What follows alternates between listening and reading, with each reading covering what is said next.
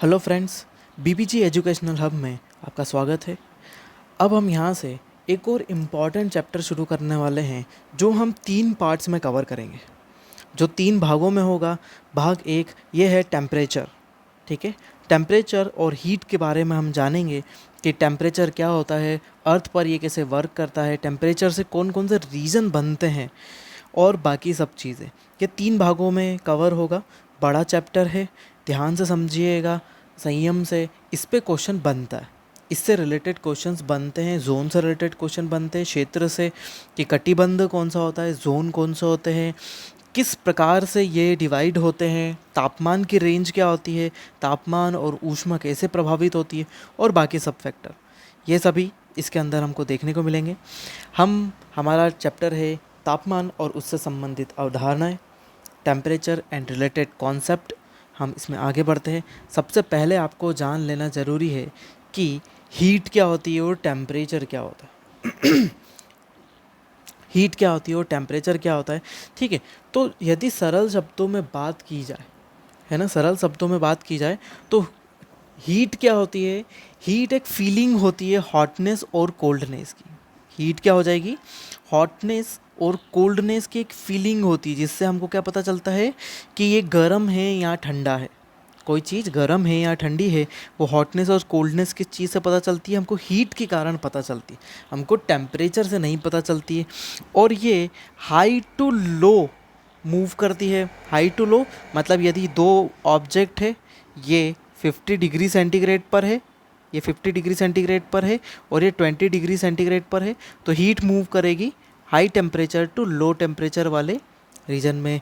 ये हीट का मूवमेंट होता है, ठीक है। तो हीट भी ऐसे ही मूव करती है, ठीक है। और लेकिन टेम्परेचर क्या होता है, ठीक है, टेम्परेचर क्या होता है। अब हम क्या करते हैं, जब हीट को मेज़र कर लेते हैं, क्या बोलते हैं, जब हीट को हम मेज़र करते हैं तो उसको क्या बोलेंगे हम, टेम्परेचर। ये मेजर्ड फॉर्म है डिग्री और इंटेंसिटी ऑफ द हीट। किसी डिग्री में डिनोट करेंगे, जैसे हम बोलते हैं 5 डिग्री सेंटीग्रेड, ठीक है। तो 10 डिग्री सेंटीग्रेड, तो ये क्या हो गया 100 डिग्री सेंटीग्रेड। ये सब क्या है, टेम्परेचर की, ऊष्मा की, हीट की डिग्री है। जब भी हम हीट की डिग्री को शो करते हैं या फिर उसकी इंटेंसिटी को बताते हैं, उसके प्रभाव को बताते हैं, इसका प्रभाव कितना है 5 डिग्री का, इसका प्रभाव कितना है, इफेक्ट कितना है, इंटेंसिटी कितनी है 100 डिग्री सेंटीग्रेड की है, तो उसको हम क्या बोल देते हैं, टेम्परेचर। वो हमारा क्या कहलाता है, टेम्परेचर कहलाता है, ठीक है। अब हीट क्या हो जाएगी, हीट काइनेटिक एनर्जी होती है मॉलिक्यूल्स की, जो क्या होती है, जैसे सरफेस, ये कोई वाटर सरफेस है, हम सिंपल सा एग्जांपल लेते हैं, वाटर सरफेस से ये वाटर मॉलिक्यूल, बहुत सारे मॉलिक्यूल है, ये मॉलिक्यूल हीट गेन करेंगे और क्या हो जाएंगे, एटमॉस्फेयर में आ जाएंगे। ये हीट गेन करके एटमॉस्फेयर में आ गए, ठीक है। तो ये क्या हुए, ये हीट गेन करके क्या करेंगे, मूव करेंगे, हीट गेन करके ऐसे मूव करने लगेंगे एटमॉस्फेयर में। जब तक हीट गेन नहीं मिलेगी होगी, मतलब इनको एनर्जी मिल रही है, तो ये क्या होती है, हीटेड पार्टिकल, जो एनर्जी पार्टिकल होते हैं जिनमें काइनेटिक एनर्जी होती है, ठीक है। लेकिन यदि टेम्परेचर की बात करें, टेम्परेचर की बात करें तो इसमें किसी भी प्रकार की काइनेटिक एनर्जी नहीं होती, ये सिर्फ मेज़रमेंट का फॉर्म है। हम सिर्फ हीट को मेज़र कर लेते हैं, सिर्फ मेज़रमेंट का फॉर्म है, इसमें कोई काइनेटिक एनर्जी का यूज़ नहीं होता। इसमें वर्किंग एबिलिटी होती है, इसमें वर्किंग एबिलिटी होती है, ठीक है। इसमें कोई वर्किंग एबिलिटी नहीं होती, मतलब कार्य क्षमता इसमें होती है हीट में। टेम्परेचर में कोई कार्य क्षमता होती है क्या, नहीं होती, हीट में होती है। यदि हम किसी चीज़ को हीट कर रहे हैं तो ये हीट में कार्य क्षमता है, वर्किंग एबिलिटी है, इसमें कोई कार्य क्षमता नहीं है। ये तो डिग्री सेंटीग्रेड टेम्परेचर, यदि हम 10 डिग्री सेंटीग्रेड बोल देते हैं तो 10 डिग्री सेंटीग्रेड से कोई मीनिंग नहीं निकलता, सिर्फ ये इसकी इंटेंसिटी को शो करता है और कुछ भी नहीं, ठीक है।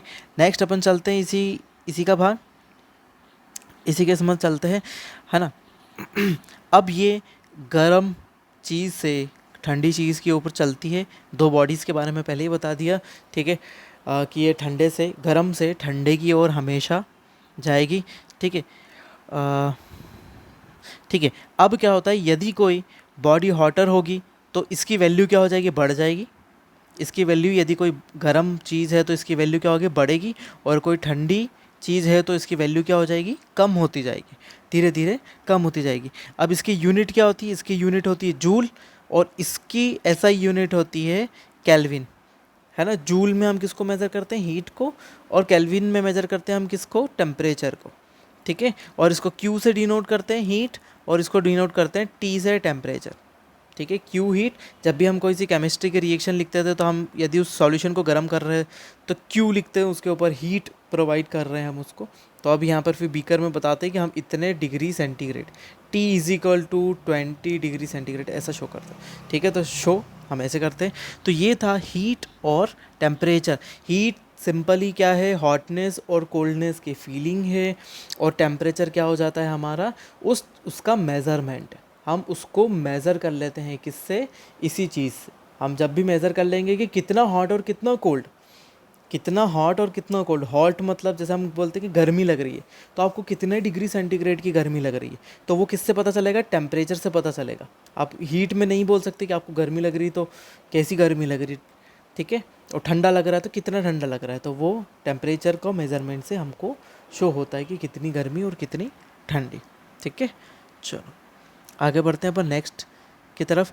अब देखिए यहाँ पर एक और इम्पॉर्टेंट फैक्टर आता है कि इंसोलेशन और इनकमिंग सोलर रेडिएशन, इसको बोलते हैं सूर्यातप।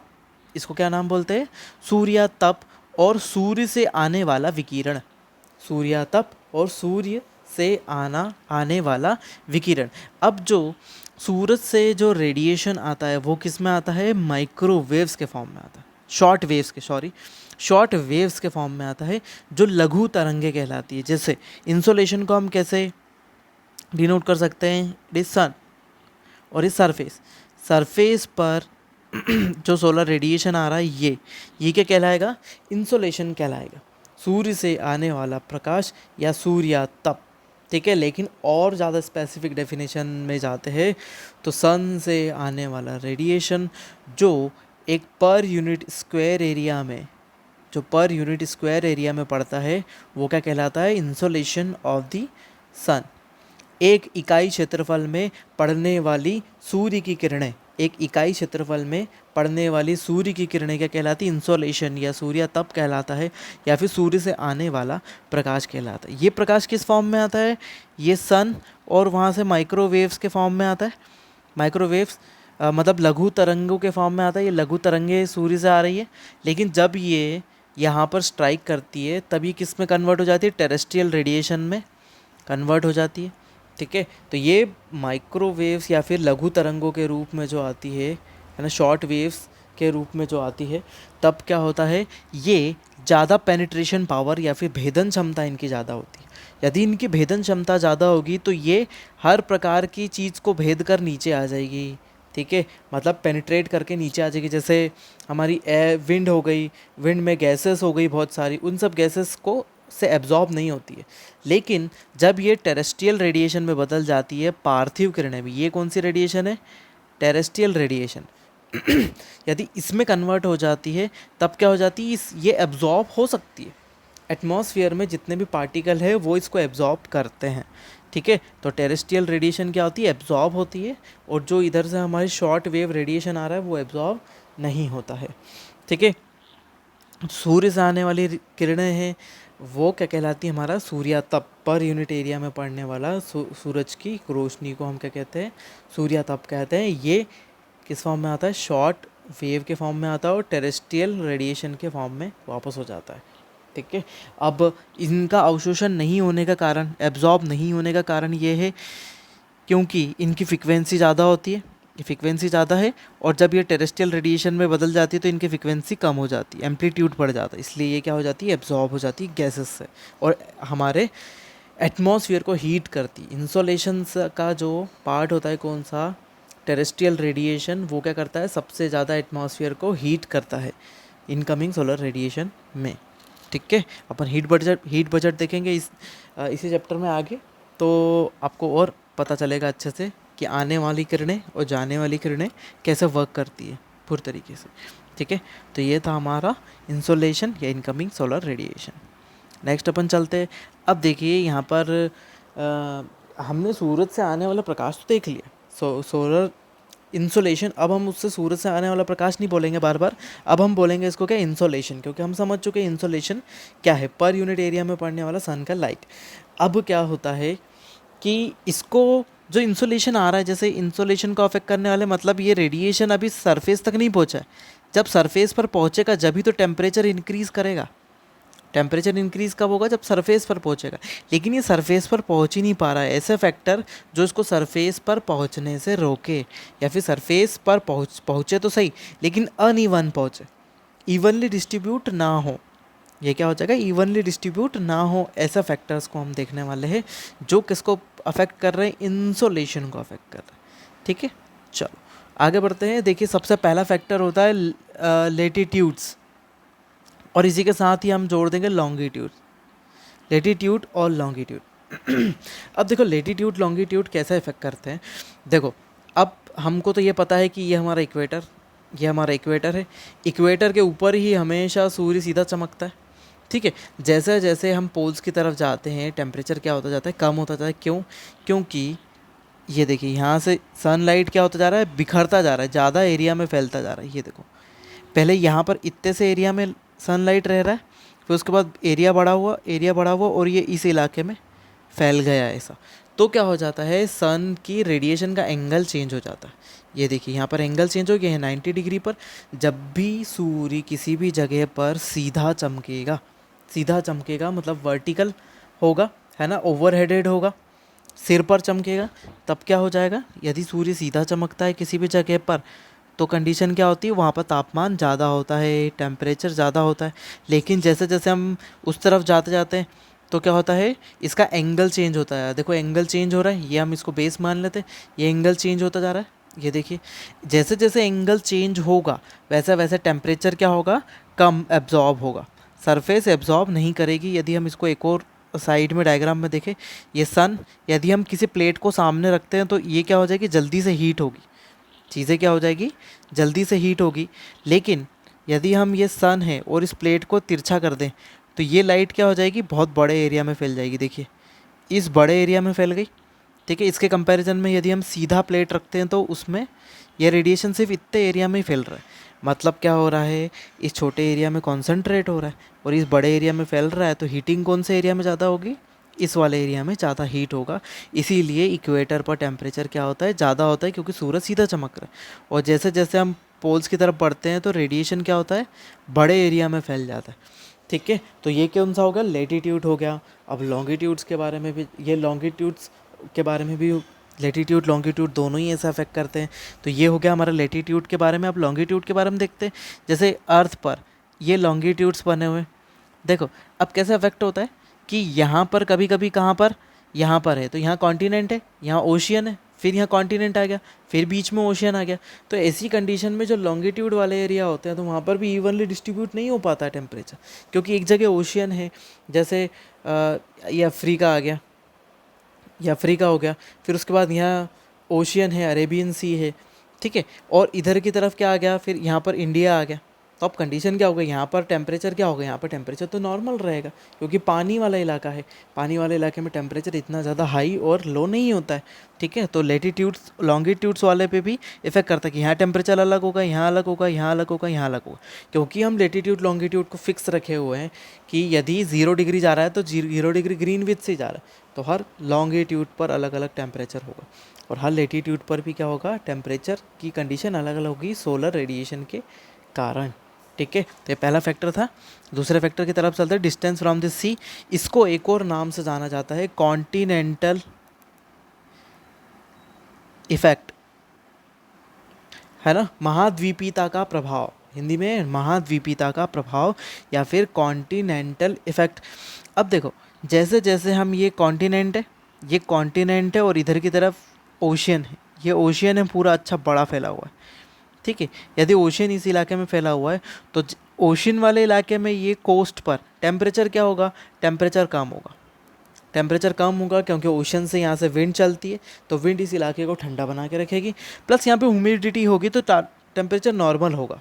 ठीक है, टेम्परेचर भी होगा, ह्यूमिडिटी भी होगी, उसके कारण टेम्परेचर नॉर्मल। लेकिन जैसे जैसे हम अंदर की तरफ जाएंगे तो टेम्परेचर क्या होगा? थोड़ा सा बढ़ेगा, क्योंकि ये कॉन्टिनेंट में ओशन से दूर हो गया। और ज़्यादा हम दूर जाएंगे तो क्या होगा? और टेम्परेचर बढ़ेगा। और अंदर की तरफ जाएंगे तो टेम्परेचर और बढ़ेगा। टेम्परेचर ऐसे धीरे धीरे धीरे धीरे करके क्या होता जाएगा, बढ़ते जाएगा कॉन्टिनेंट में अंदर की ओर जाने पर। तो when we move from coastal area to inside the continent then the temperature increases rapidly, है ना। तट से तट से अंदर की ओर जाने पर तापमान तेजी से बढ़ने लगता है। इसी प्रभाव को क्या बोलते हैं, महाद्वीपीयता का प्रभाव या कॉन्टिनेंटल इफेक्ट, है ना। और डिस्टेंस फ्रॉम द सी, इसी को बोलेंगे कि डिस्टेंस सी से कितना डिस्टेंस अंदर की तरफ है। जैसे अफ्रीकन कॉन्टिनेंट, अफ्रीका जो महाद्वीप है वो कितना बड़ा है, ये अफ्रीका महाद्वीप है तो कितना बड़ा है। यहाँ पे सहारा डेजर्ट बना हुआ है पूरा, इतना बड़ा, वर्ल्ड का सबसे बड़ा डेजर्ट। तो इतना मतलब ये वाला इलाका कितना गर्म होगा, ये कितने गर्म इलाके होंगे यहाँ पर, क्योंकि यहाँ से जो मेडिटेरियन सी है, भूमध्य सागर, वो यहाँ है, और अटलांटिक साउथ अटलांटिक सी वो यहाँ पर है, और यहाँ से कितना अंदर की तरफ होता है। मतलब इसके कंपैरिजन में हमारा भारत कितना छोटा सा है। हम भारत की बात करें तो ये भारत इतना छोटा सा है, और भारत में यही एमपी में कितनी गर्मी पड़ती है, ठीक है। लेकिन इस इलाके में यहाँ कितना कॉन्टिनेंट से कितना दूर है ओशियन से, तो कितनी गर्मी पड़ रही होगी। तो ये कौन सा इफेक्ट होता है, कॉन्टिनेंटल इफेक्ट होता है, महाद्वीपीयता का प्रभाव कहलाता है। नेक्स्ट आते हैं अपन क्लाउड कवर। आप सभी ने देखा है कि क्लाउड होते हैं तो क्या होता है, देखो एक चीज़ और आप ध्यान रखें कि जहाँ पर वेजिटेशन होगा वहाँ पर क्लाउड्स होंगे, वेजिटेशन होगा क्लाउड्स होंगे। क्यों? क्योंकि यहाँ से इवापोरेशन होगा, वेपर निकलेगी, है ना, वेपर निकलेगी, और ये क्या बनाएगी, क्लाउड्स बनाएगी, ठीक है। अब दूसरी चीज़ को समझते हैं कि ये सरफेस, ठीक, और ये सन, ठीक, सन से जो रेडिएशन आएगा सरफेस को क्या करेगा, हीट करेगा, हीट करेगा, और यहीं से क्या निकलेगी, वेपर निकलेगी, और ये क्या चीज़ बनाएगी, क्लाउड बनाएगी। और यदि यहाँ पर ओशियन होगा, यहाँ ओशियन है, समुद्र है, तो समुद्र से और ज़्यादा वेपर निकलेगी, और ज़्यादा क्लाउड होंगे। इसलिए इक्वेटर पर क्या होता है, हमेशा क्लाउड बने रहता है, हमेशा वहाँ पर क्लाउड रहते हैं, और वहाँ पर हमेशा बारिश होती है ना, हमेशा वहाँ पर बारिश होती रहती है, जिसको क्या बोलते हैं, 2 बजे से 4 बजे के बीच की बारिश, है ना। 2 बजे से 4 बजे तक की बारिश उसको बोलते हैं, 2 बजे से 4 बजे तक। इक्वेटर पर कहीं भी, ये इक्वेटर है, कहीं पर भी हो सकती है, इक्वेटर पर कोई से भी एरिया में कहीं ना कहीं, कभी ना कभी, अभी भी इक्वेटर पर कहीं ना कहीं 2 से 4 बजे बारिश हो रही होगी, ठीक है। तो इक्वेटोरियल रीजन है तो क्लाउड ज़्यादा होंगे, तो क्या करेंगे, सन से आने वाला रेडिएशन को रोकेंगे, ये सन आने वाले रेडिएशन को रोक देंगे। जैसे यहाँ पे इस इलाके में आपको देखते बन रहा है, देखिए पूरे इलाके में छाँव है, क्लाउड्स ने क्या कर रखा है, बड़े बड़े क्लाउड्स, और ये क्या कर रखे हैं, पूरे रेडिएशन को ब्लॉक कर रखे हैं, और इस इलाके में रेडिएशन नहीं आ रहा है, क्योंकि वेजिटेशन अच्छा है, इवापोरेशन होता है, उससे क्लाउड्स बनते हैं। लेकिन उसके कंपैरिजन में यदि डेजर्ट वाला इलाका होगा तो ह्यूमिडिटी कम होगी, यदि ह्यूमिडिटी कम होगी तो वहाँ पर क्या हो जाएगा, क्लाउड नहीं बनेगी, और वहाँ पर सन का रेडिएशन अच्छे से आएगा, ठीक है। तो क्लाउड कवर या फिर ट्रांसपेरेंसी ऑफ द एटमॉस्फेयर, बादलों का छाना, या फिर हमारे वायुमंडल की पारदर्शिता, ठीक है, ये भी एक और इफेक्ट होता है जो प्रभावित करता है पूरी तरीके से, ठीक है। अब देखिए यहाँ पर एक और प्रभाव देख रहे हैं, एल्टीट्यूड, ऊंचाई पर जाने पर टेम्परेचर इफेक्ट होता है, ठीक है। ऊंचाई पर जाने पर टेम्परेचर क्यों इफेक्ट होता है, ठीक है। अब देखते हैं अपन यहाँ पर एक और फंडा जो हमने किस में देखा था, एटमॉस्फेरिक लेयर्स में देखा था, वायुमंडल की परतों में नॉर्मल टेम्परेचर लैप्स रेट, सामान्य ताप पतन दर, नॉर्मल टेम्परेचर लैप्स रेट, सामान्य ताप पतन दर को देखा था हमने। ये क्या होता है, जैसे जैसे जैसे जैसे आप ऊपर की ओर बढ़ते जाते हैं हाइट पर, जैसे जैसे आपकी हाइट बढ़ती जाती है वैसे वैसे टेम्परेचर क्या होता जाता है, डिक्रीज़ होता जाता है। हाइट बढ़ेगी, टेम्परेचर डिक्रीज़ होता जाएगा, ठीक है। तो क्या होता है, इसके लैप्स होने की रेट क्या होती है, टेम्परेचर के गिरने की 6.5 डिग्री सेंटीग्रेड पर किलोमीटर, प्रति किलोमीटर पर, प्रत्येक किलोमीटर पर क्या हो जाएगा, इतना टेम्परेचर 6.5 डिग्री सेंटीग्रेड टेम्परेचर कम हो जाएगा। तो यहाँ पर मीटर्स में शो करा हुआ है, ये देखिए सी लेवल पर टेम्परेचर ये है, फिर और ऊपर ऊपर ऊपर ऊपर ऊपर जाते हुए क्या हो जाएगा, तो यहाँ पर हमको क्या मिल गया, यहाँ पर हमको मिल गया है लगभग उतना टेम्परेचर माइनस में। देखिए हाइट बढ़ती जा रही है माउंटेन्स पर, जैसे जैसे माउंटेन पर हाइट बढ़ती जा रही है वैसे वैसे टेम्परेचर क्या होता जा रहा है, वहाँ पर कम होते ही जा रहा है, धीरे धीरे टेम्परेचर कम होता जा रहा है। इसको क्या बोलते हैं, नॉर्मल टेम्परेचर लैप्स रेट याद रखिए, बहुत बार पूछा पूछा जाता है क्वेश्चन। सामान्य तापमान दर कितनी होती है? 6.5 डिग्री सेंटीग्रेड पर किलोमीटर, 6.5 डिग्री सेंटीग्रेड प्रति किलोमीटर के हिसाब से टेम्परेचर कम होता है। इसी के साथ एक और अवधारणा जुड़ी हुई है, आइस लाइन। ये देखो, ये सी लेवल है, सी लेवल है। तो हम देखो, माउंटेन पर, पूरे माउंटेन पर आइस नहीं होती, माउंटेन पर पीक वाले इलाके में आइस होती है। तो यदि हम इसको मानते इट्स माउंटेन, ठीक है, तो हम इसके 1000 मीटर पर चढ़े, 2000 मीटर पर चढ़े, 3000 पर चढ़े, और हम 3000 पे जाके देखते हैं कि यहाँ पर आइस जमा है, हमको 3000 पर आइस मिली, ठीक है। तो हम क्या बोलेंगे कि इस वाले इलाके में, ये जो भी इलाका है, इस वाले इलाके में आइस लाइन की रेट क्या है, हाइट क्या है? 3000 मीटर, ठीक है। तो ऐसा लाइन, ऐसी हाइट, ऐसा वाला इलाका, या फिर किसी इलाके में, या फिर किसी लेटीट्यूड पर वो हाइट जहाँ पर से हमको आइस मिलना शुरू होती है, इट मीन्स वहाँ पर टेम्परेचर 0 डिग्री सेंटीग्रेड के अराउंड पहुँच जाता है, उसको क्या बोलते हैं? Ice line. जहाँ पर टेम्परेचर हमको 0 डिग्री के अराउंड मिलता है और वहाँ पर से हमको बर्फ़बारी भी मिलती है, उसके नीचे पानी गिरेगा, यहाँ पे सब पानी गिरेगा, लेकिन यहाँ पर स्नोफॉल होगा, इस इलाके में स्नोफॉल होगा। तो इसी को क्या बोलते हैं? Ice line. अब आइस लाइन को कैसे समझा जा सकता है? और ये हम एक, देखो, यदि हम इसकी बात करें कि सबसे ज़्यादा टेम्परेचर कहाँ होता है, सबसे ज़्यादा इक्वेटर पर टेम्परेचर होता है, मतलब सबसे हाइट पर आइस लाइन कहाँ मिलेगी? इक्वेटर पर। इक्वेटर पर लगभग 5000 मीटर के अबव हमको क्या मिलती है? आइस मिलती है। लेकिन जैसे जैसे हम पोल्स की तरफ आते हैं तो आइस लाइन क्या होती है? नीचे आती जाती है। और जैसे ही हम लगभग 80 डिग्री के आसपास पहुंचते हैं, 80 से 90 के आसपास पहुंचते हैं, तो क्या हो जाती है? हमको सरफेस पर ही इतना मिनिमम टेम्परेचर मिलता है कि ज़मीन पर ही आइस जमी रहती है, जैसे पोल्स, पोल्स पर जमी हुई है। तो ऐसे ऐसे हम जैसे इक्वेटर की तरफ बढ़ते जाते हैं, इक्वेटर की तरफ जैसे जैसे बढ़ते जाते हैं, आइस लाइन क्या होती जाती है? ऊंची होती जाती है। तो लगभग इंडिया की बात करें तो इंडिया में हमको जान लेना ज़रूरी है कि इंडिया में आइस लाइन की हाइट क्या होती है। तो इंडिया में होती है 4000 मीटर, 4000 मीटर, ठीक है। तो लगभग इसको 3200 मीटर से 4000 मीटर की बोली जाती है। 3200 से लेकर 4000 मीटर तक अराउंड हमको क्या मिलती है? आइस लाइन मिलती है। मतलब जब आप हिमालय चढ़ना शुरू करोगे, तो जब आप इस हाइट को पार करोगे, 3200 मीटर को पार करोगे, तभी आपको आइस मिलना शुरू होगी। इसके पहले आपको आइस नहीं मिलेगी, बिल्कुल भी आइस नहीं मिलेगी, ठीक है। तो ये इम्पॉर्टेंट फैक्टर है आइस लाइन का, जो इसी से जुड़ा हुआ है नॉर्मल टेम्परेचर लैप्स रेट से सामान्य ताप पतन दर, है ना, ठीक है। चलो, ये कोई फैक्टर था हमारा इसका अफेक्ट करने वाला। आगे चलते हैं, कुछ और छोटे छोटे फैक्टर है। देखो, सोलर डिस्टेंस, ये मैं आपको बता चुका हूँ पिछले ही चैप्टर में, ठीक है। सोलर डिस्टेंस मतलब क्या हो जाता है? ये देखिए, ये अर्थ का मूवमेंट है, और इसमें बीच में क्या है? ये सन, अर्थ का मूवमेंट सन। एक पोजीशन पर सन क्या, अर्थ, सन और अर्थ के बीच की डिस्टेंस क्या होती है? मैक्सिमम होती है, एक जगह मिनिमम होती है। तो क्या हो जाएगा? यदि पास में है तो इंसोलेशन क्या होगा? ज़्यादा होगा, और दूर है तो इंसोलेशन क्या होगा? कम होगा। सिंपल सी बात है, पास में है तो ज़्यादा हीट एब्जॉर्ब करेगा, ज़्यादा रेडिएशन आएगा, और दूर है तो रेडिएशन कम आएगा। सिंपल सिंपल सी बात है। तो सोलर डिस्टेंस या फिर सौरिक दूरी, ठीक है। नेक्स्ट अपन चलते हैं ड्यूरेशन ऑफ द डे। इसी के अंदर हमने देखा था ड्यूरेशन ऑफ द डे, इसी चैप्टर में। तो देखिए, एक बार वो देखते हैं छोटा सा, ये ड्यूरेशन ऑफ द डे कैसे अफेक्ट करता है। देखो, समर सीज़न हुआ, समर सीज़न में क्या होते? डेज़ बड़े होते, है ना। लेकिन विंटर सीज़न में क्या होता है? डेज़ छोटे होते। यदि डेज़ बड़े हैं तो सन से जो हीटिंग हो रही है उसका टाइमिंग क्या है? ज़्यादा, लगभग 13.20 आवर का हीटिंग होता है गर्मी में। गर्मी में क्या होता है?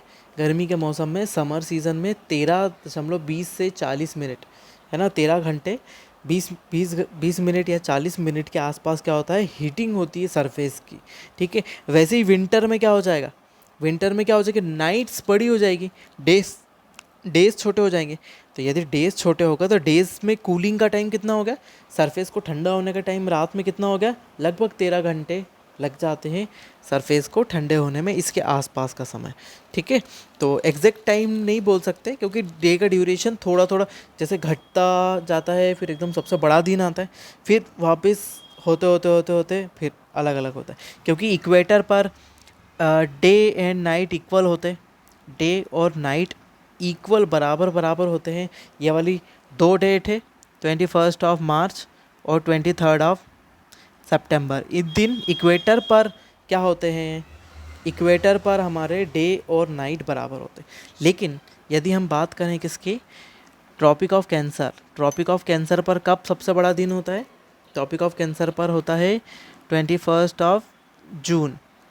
ठीक है, और ट्रॉपिक ऑफ कैप्रिकॉर्न मकर रेखा पर, ये मकर रेखा पर कब होता है, 21 जून को, और मकर रेखा पर सबसे बड़े दिन होते हैं 22 दिसंबर को, सबसे बड़े दिन होते हैं। इसलिए दिन की ड्यूरेशन सब जगह अलग अलग हो रही है। ठीक है, तो ये अफेक्ट करेंगे हमारे टेम्परेचर इंसोलेशन को, है ना। ठीक है, चलो आगे बढ़ते हैं, ये हम पिछले चैप्टर में जान चुके हैं इसके बारे में। और नेक्स्ट आ जाते हैं अपन सन स्पॉट, धब्बे, ये देख पा रहे हैं आप, सूर्य के ऊपर ये धब्बे आ जाएंगे, काला स्पॉट पड़ जाएगा, तो यहाँ से रेडिएशन निकल पाएगा क्या, ये रेडिएशन नहीं निकल पाएगा इस एरिया से। यदि इस एरिया से रेडिएशन निकलना कम हो जाएगा तो क्या हो जाएगा, सन से अर्थ तक आने वाला रेडिएशन भी कम हो जाएगा ना। यदि रेडिएशन कम हो जाएगा तो क्या होगा, अर्थ पर टेम्परेचर गिरेगा, टेम्परेचर कम होगा, टेम्परेचर कम होगा तो ह्यूमिडिटी कम होगी, ह्यूमिडिटी कम होगी तो क्या होगा, रेनफॉल कम होगा। तो ये अफेक्ट करता है हमारे रेनफॉल को, हमारी वर्षा को प्रभावित करता है। ठीक, नेक्स्ट आ जाते हैं rotation and revolution of the earth. अब देखो रोटेशन और रिवॉल्यूशन कैसे अफेक्ट करते हैं। रोटेशन कैसे अफेक्ट करता है, इधर की तरफ सन है, सन हीट कर रहा है इस पार्ट को, लेकिन ये घूमते हुए रात में कहाँ आ जाता है, इस तरफ आ जाता है, इस तरफ आ जाता है तो नाइट में है, तो नाइट में क्या हो जाता है, ये कूलिंग शुरू हो जाती है, यहाँ पर हीटिंग हो रही है ना। तो डे और नाइट जैसे रोटेशन हो गया, तो रोटेशन मतलब घूर्णन के कारण क्या हो रहा है, पृथ्वी अपने अक्ष पर घूम रही है और दिन और रात में पृथ्वी गर्म और ठंडी होती जा रही है। उसके बाद रिवॉल्यूशन हो जाता है, रिवॉल्यूशन में सन यहाँ पर है और ये इसके अराउंड अर्थ मूव कर रही है, मूव करती है तो यहाँ पर विंटर या सीज़न चेंज होते हैं। यदि यहाँ पर सीजन्स चेंज हो रहे हैं तो क्या हो रहा है, ठंडी का सीज़न आ रहा है, गर्मी का सीज़न आ रहा है। ठीक है, तो यदि सीज़न चेंज हो रहा है तो क्या हो रहा है, टेम्परेचर अफेक्ट हो रहा है, इंसोलेशन अफेक्ट हो रहा है, इंसोलेशन नहीं आ पा रहा, इसीलिए तो टेम्परेचर इंक्रीज़ नहीं हो रहा। हमने पहले ही देखा था, दोनों में डिफरेंस हमने बताया था। यदि हीट नहीं बढ़ेगी तो क्या हो जाएगा, टेम्परेचर नहीं बढ़ेगा। तो ये सब चीज़ें अफेक्ट करती है और भी फैक्टर्स से। ठीक है, सभी चीज़ें किस चीज़ को अफेक्ट कर रही है, ये इंसोलेशन को अफेक्ट कर रही है, सूर्यातप को प्रभावित करने वाले कारक है। ये सभी कारक थे हमारे। नेक्स्ट अपन आगे की तरफ चलते हैं हमारे और भी फैक्टर्स की तरफ, कि हमारे कौन से फैक्टर है जो और प्रभावित कर रहे हैं। देखो, पहले तो इंसोलेशन आएगा, सरफेस पर सूर्य की रोशनी आएगी, ये सूर्य की रोशनी आएगी तभी तो टेम्परेचर इंक्रीज़ होगा इस इलाके में, है ना, तभी टेम्परेचर इंक्रीज़ होगा। ठीक, तो वो सभी फैक्टर जो इंसोलेशन को अफेक्ट करते हैं, वो सभी फैक्टर टेम्परेचर को भी तो अफेक्ट करेंगे। सेम, जो सभी फैक्टर इंसोलेशन को अफेक्ट कर रहे हैं वो सब टेम्परेचर को भी अफेक्ट करेंगे। वह सभी कारक जो हमारे सूर्यातप को प्रभावित करते हैं वो हमारी सतह पर तापमान को भी प्रभावित करेंगे। तो वो सभी फैक्टर यहाँ पर लिखे हुए हैं। एल्टीट्यूड, लेटीट्यूड लॉन्गिट्यूड दोनों हो गया, distance from the sea, altitude ऊंचाई देख ली, क्लाउड कवर हमने देख लिया कि पूरे माहौल क्लाउडी हो जाता है तो टेम्परेचर अफेक्ट होता है। सोलर डिस्टेंस देख ली हमने, सूर्य से दूरी, मतलब वो पृथ्वी की दूसरी अपोजी पेरिजी। ठीक है, ड्यूरेशन ऑफ द डे देख लिया, सन स्पॉट देख लिया और रोटेशन एंड रिवॉल्यूशन देख लिया। तो ये सभी फैक्टर भी क्या करते हैं, टेम्परेचर को अफेक्ट करते हैं। इसके अलावा कुछ फैक्टर होते हैं जो सिर्फ और सिर्फ क्या करते हैं, टेम्परेचर को अफेक्ट करते हैं। ह्यूमिडिटी इंसोलेशन को अफेक्ट नहीं करते, ह्यूमिडिटी इंसोलेशन को अफेक्ट नहीं करती, क्योंकि सरफेस पर जब हीट होगी, तभी तो इस इलाके में ह्यूमिडिटी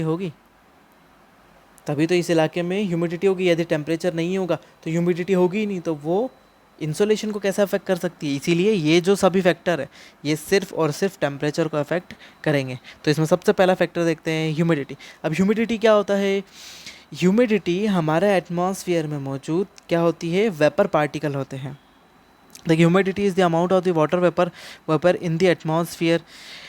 ठीक है, तो हमारे वायुमंडल में देखिए एटमॉस्फेयर में सोलर रेडिएशन आ रहा है, इंसोलेशन आया, ये वाटर सरफेस है, यहाँ से इवापोरेशन होगा, वेपर वाष्पीकरण होगा, वाष्पीकरण से ये मॉलिक्यूल क्या हो जाएंगे, हमारे एटमॉस्फेयर में आ जाएंगे, ये आ गए, और यही क्या कहलाती है, हमारी ह्यूमिडिटी कहलाती है। अब ह्यूमिडिटी होती है तो उमस या सफोकेशन, उमस का माहौल होता है या सफोकेशन का होता है, और वो क्या कर देता है, टेम्परेचर को इंक्रीज़ करता है। ह्यूमिडिटी क्या करती है, क्योंकि इसने सोलर रेडिएशन को एब्जॉर्ब करा यहाँ से, और हीट लेकर कहाँ आ गई, इस एटमॉस्फेयर में आ गई। क्योंकि ये हीटेड पार्टिकल है, इसलिए टेम्परेचर क्या करेंगे, एटमॉस्फेयर का बढ़ाएंगे। ये भी गैसियस फॉर्म है वाटर का, वाटर का गैसियस फॉर्म है, गैसियस फॉर्म है, तो ये क्या है, ये भी एक गैस है जो क्या करती है, ग्रीन हाउस गैस जैसा काम करती है। It behaves like a green house gas, green house जैसा गैस जैसा काम करती है, जिससे टेम्परेचर क्या बढ़ जाता है हमारे एटमॉस्फेयर का, एटमॉस्फेरिक टेम्परेचर इसमें इंक्रीज़ हो जाता है, बहुत ऊंचा हो जाता है। जब आप ट्रॉपिकल एवरग्रीन फॉरेस्ट में जाते हैं तो वहाँ पर बहुत उम्मस होती है, बहुत सफोकेशन होता है वहाँ पर, क्योंकि यदि ट्रॉपिकल एवरग्रीन फॉरेस्ट में ये जो होता है कैनोपी, यह बहुत बड़ा होता है, बहुत बड़े बड़े कैनोपी वाले ये ट्रीज़ होते हैं, इनके कैनोपी बड़े होते हैं, उसके कारण क्या होता है, नीचे सोलर रेडिएशन नहीं पहुंच पाता है। लेकिन टेम्परेचर तो है ना, दिन का समय है, इक्वेटोरियल रीजन पर है, ट्रॉपिकल रीजन में, तो यहाँ पर पानी भरा हुआ रहता है, वो पानी से क्या हो जाता है, इस इलाके में बहुत सफोकेशन होता है। रेन फॉरेस्ट में बहुत सफोकेशन होता है, जितने भी रेन फॉरेस्ट है नीचे खूब ह्यूमिडिटी होती है और खूब सफोकेशन होता है। ठीक है, तो ह्यूमिडिटी हमारे टेम्परेचर को अफेक्ट करती है। यदि डेजर्ट वाला इलाका है, डेजर्ट वाला इलाका है, सोलर रेडिएशन आ रही है, कोई ह्यूमिडिटी नहीं है, कोई ह्यूमिडिटी नहीं है, तो वो क्या करेगी, टेम्परेचर को अफेक्ट करेगी ही नहीं। यदि ह्यूमिडिटी नहीं है तो टेम्परेचर उस जगह का अफेक्ट होगा ही नहीं।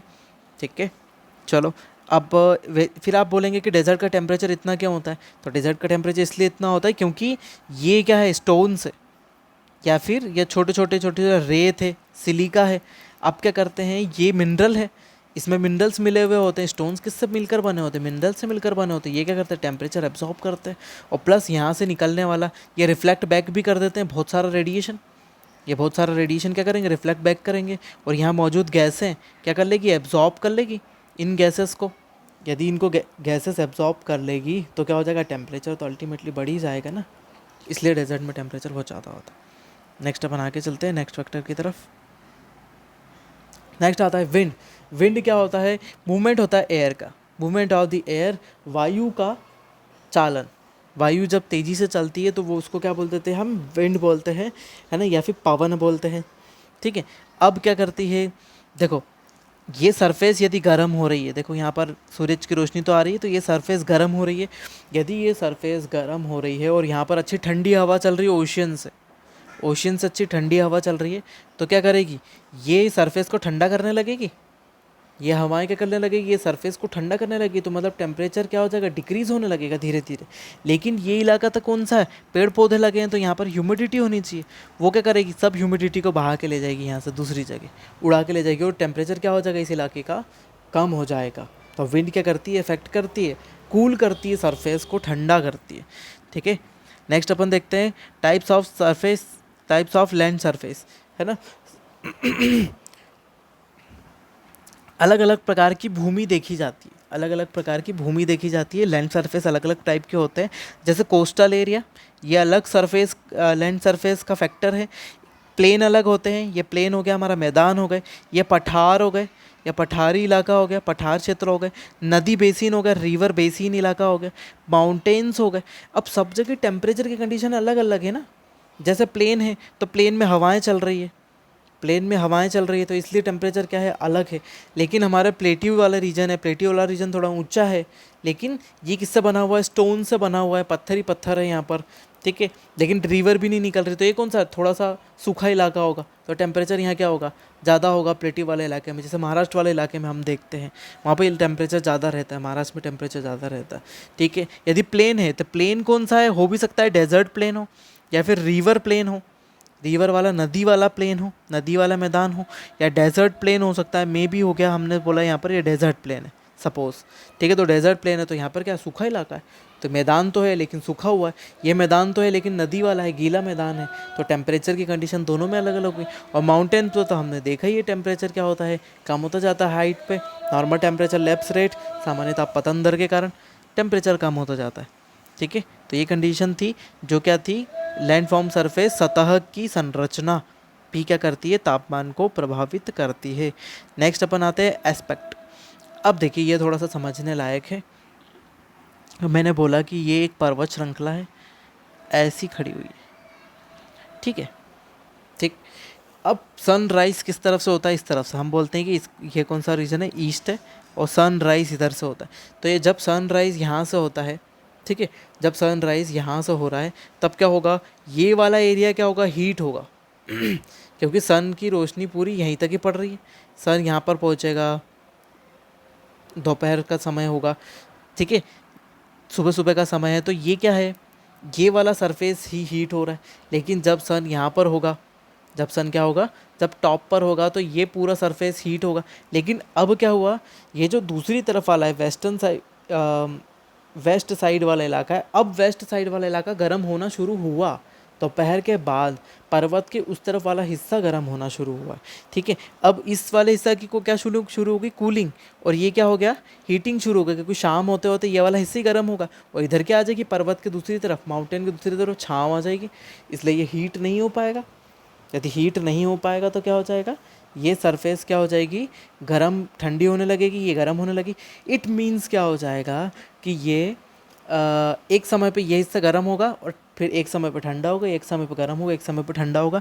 उसी के कंपैरिजन में यदि हम मैदान की बात करें, ये हमारा प्लेन है, तो सुबह हुई तो प्लेन गर्म हो रहा है, 10-11 बजी तो भी प्लेन गर्म हो रहा है, 12-1 बजी तो भी प्लेन गर्म हो रहा है, 3-4 बजी तो भी प्लेन गर्म हो रहा है, और शाम को भी गर्म हो रहा है। तो ये क्या है, सरफेस तो कंटिन्यूसली हीट हो रही है, लेकिन ये सरफेस क्या हो रही है, ये एक समय पे हीट हो रही है, फिर दूसरे समय पे ये हीट हो रही है।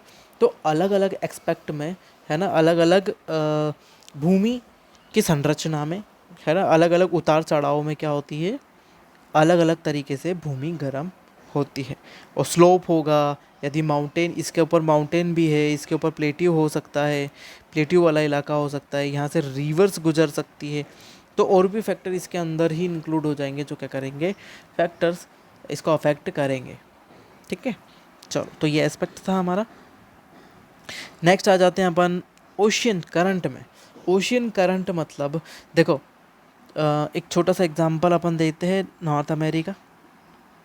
ये नॉर्थ अमेरिका आ गया हमारा, ये नॉर्थ अमेरिका, और इधर से लगा हुआ है हमारा साउथ अमेरिका, ये है।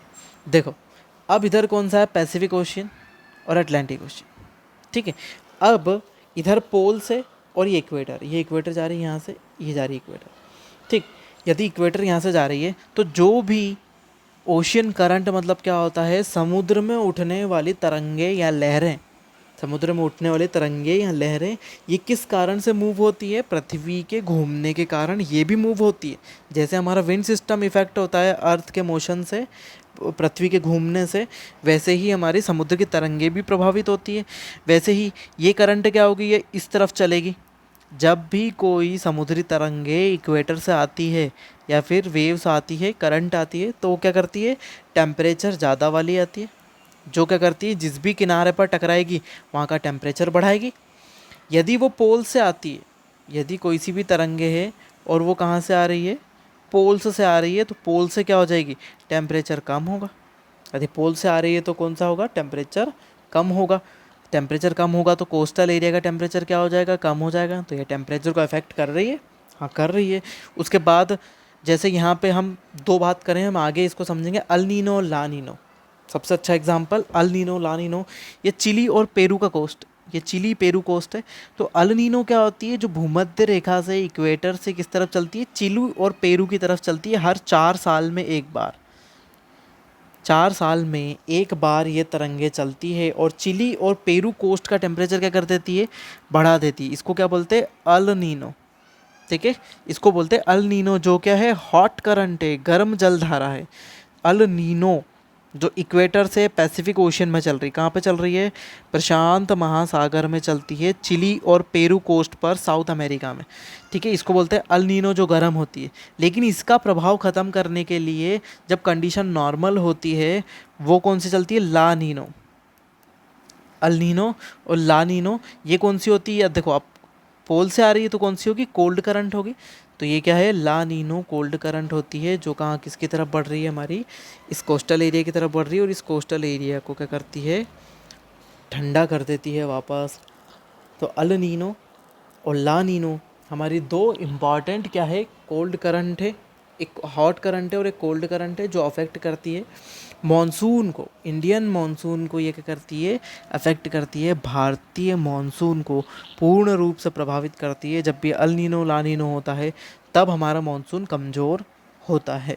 ठीक है, तो अल नीनो है गर्म और ये ठंडी, गर्म के कारण कोस्टल एरिया गर्म हो जाता है, ठंडी के कारण वापस ठंडा हो जाता है। तो ये थी हमारी ओशन करंट, समुद्री तरंगे। फिर उसके बाद होता है हॉरिजॉन्टल डिस्ट्रीब्यूशन ऑफ टेम्परेचर। ठीक है, अब हॉरिजॉन्टल डिस्ट्रीब्यूशन कैसा होता है, देखो ये इक्वेटर के अलावा ये हमारी लॉन्गिट्यूड्स है, ये लॉन्गिट्यूड्स हो गए। अब लॉन्गिट्यूड्स पर हमने पहले भी देखा हुआ है कि यहाँ कॉन्टिनेंट है, यहाँ ओशियन है, यहाँ कॉन्टिनेंट है, फिर ओशियन है। ठीक है, कुछ कॉन्टिनेंट तो बहुत बड़े हैं जो पूरे नॉर्थ इलाके में ऐसे फैले हुए, नॉर्थ इलाके में ऐसे फैले हुए। तो यदि हम इस वाले लेटीट्यूड की बात करें, हॉरिजॉन्टल लेटीट्यूड की बात करें, ठीक है, तो इस हॉरिजॉन्टल लेटीट्यूड पर जैसे यहाँ पर ये अफ्रीका है, ये अफ्रीका है, तो अफ्रीका के इस लेटीट्यूड पर इस वाले इलाके में हमारा क्या आ रहा है, सहारा डेजर्ट आ रहा है। और सहारा डेजर्ट क्या है, टेम्परेचर ज़्यादा है, लेकिन उसी के कंपैरिजन में इसी लेटीट्यूड पर हॉरिजॉन्टली हम देखेंगे तो यहाँ कौन सा है, अटलांटिक ओशियन है। ठीक है, तो यहाँ टेम्परेचर क्या है, यहाँ टेम्परेचर कम है क्योंकि ओशियन। लेकिन जैसे ही आगे बढ़ते हैं तो वापस यहाँ पर क्या होता है, यहाँ था साउथ अमेरिका, साउथ अमेरिका में वापस क्या है, यहाँ पर अमेज़न रिवर वाला बेसिन आ जाता है, अमेज़न रिवर बेसिन और उसके आसपास वाला इलाका आ जाता है, ब्राज़ील और ये। तो फिर टेम्परेचर इसके कंपैरिजन में तो टेम्परेचर थोड़ा सा कम ही रहता है। फिर इधर आते हैं तो पैसिफिक ओशियन आ जाता है, तो फिर टेम्परेचर क्या हो जाएगा, कम हो जाएगा। तो ये हॉरिजॉन्टली टेम्परेचर का डिस्ट्रीब्यूशन क्या है, अलग अलग है। यदि दो कंट्री यहाँ पर, दो कॉन्टिनेंट अलग अलग है यहाँ पर, तो दोनों के टेम्परेचर और कंडीशंस अलग अलग होगी थोड़ी सी। यदि यहाँ पर डेजर्ट है और इस तरफ वाले में डेजर्ट नहीं है, ये ये वाला कॉन्टिनेंट क्या है, बहुत बड़ा है, ये कॉन्टिनेंट क्या है, छोटा सा, जैसे ऑस्ट्रेलिया हो गया, ठीक है, जैसे इंडोनेशिया और ये सब हो गए, है ना, ये छोटे छोटे हैं लेकिन सेम लेटीट्यूड पर है। तो क्या हो जाएंगे इसमें टेम्परेचर, क्योंकि और भी इफ़ेक्ट हम इसके पहले देख चुके, कॉन्टिनेंटल इफ़ेक्ट देख चुके हैं, महाद्वीपीयता का प्रभाव देख चुके हैं, ओशियन से इफ़ेक्ट देख चुके हैं कि ओशियन का पानी यहाँ पर, ओशियन, ये कॉन्टिनेंट बड़ा है तो यहाँ से हवाएं अंदर तक नहीं जा पाएगी, तो इसलिए ये अंदर गर्म होगा। लेकिन ये छोटा कॉन्टिनेंट है, हवाएं बहुत अंदर तक जाएगी तो ये थोड़ा सा ठंडा होगा।